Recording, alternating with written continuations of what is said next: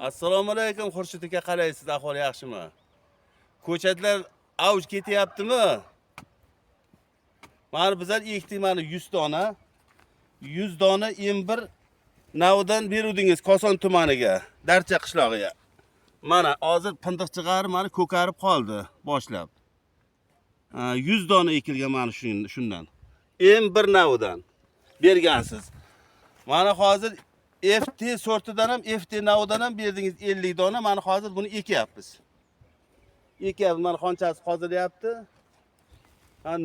Nuriga aralashtirib, qo'y nuriga aralashtirib, ozuqasini berib, mana boshladik ekishni.